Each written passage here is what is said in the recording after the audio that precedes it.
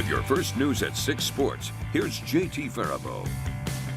Due to bad weather in the Fargo area yesterday, the final quarterfinal match up in the State A softball tournament had to be played this morning. Century faced off against West Fargo with a spot in the semifinals on the line. West Fargo's trying for their first ring since 2019. Century's looking to pull up the upset, but the Packers got off to a hot start. It's Sydney Dye who rips this into right field, and Caitlin Kackman is going to round third and come on home. This makes it a 4-0 West Fargo, just one here in the second inning though. In the bottom of the third, Grace Vetter is going to blast a deep ball. This shot goes over the left field and it's over the wall. It's the first home run of the day. The solo shot makes it 5-0 Packers. In the bottom of the fourth, with bases loaded, Ashlyn Schumacher, she gets a nice strike for her second out and then does it again on the next batter. It's revenge on Vetter after her homer. That ends the side and starts a rally for the Patriots. So Century, they spur a big comeback to win this one 6-5 to advance to the semifinals against Dickinson, which will be taking place later this evening. In the consolation bracket, Jamestown beat Grand Forks Central while the Mustangs topped the Packers. And then the teams gunning for the state championship, those will be Minot, who takes on Red River in the first semifinal. Following that, it'll be Dickinson versus Century. In Class B softball, Renville County, they were upset last night by Thompson, and Ginger Savalcool, she wouldn't let that happen again against Central McLean. She struck out the first 8 batters that came to the plate. The Mavericks, with the bases loaded here in the second, Daisy Sparrow is the Cougars pitcher. She gives a half-field swing and throws Sally Hager out at home to force Central McLean and keep the game scoreless. In the second, Cape Zimmer's line drive comes off the pitcher into the outfield. Ellie Bratton and Lily Somas will score.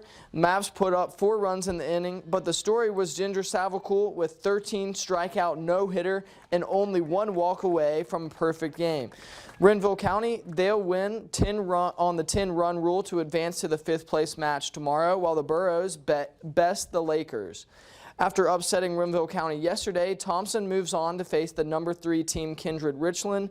The number 1 Miners avoid an upset yesterday thanks to 13 strikeouts by Taylor Christensen. They'll face the 5-seed Patriots. In Class B baseball, DLB and Shiloh were both shut out by top 3 ranked teams yesterday.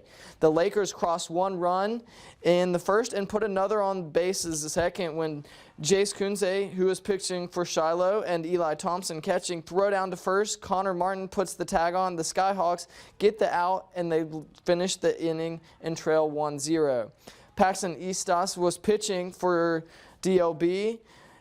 Eastos is going to tag a player out at the plate. That was last game. And then the Lakers, they would get Ty Hughes to flip from his knees to Josh Schaefer.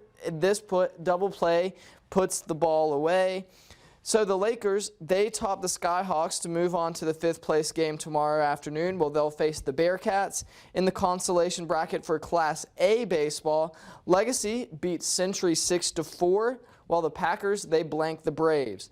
After shutting out the Sabres yesterday, the number 1 team from the East, Wahpeton, will take on Cheyenne in the first semifinals, while the West Region's regular season champ, Jamestown, faces Fargo North.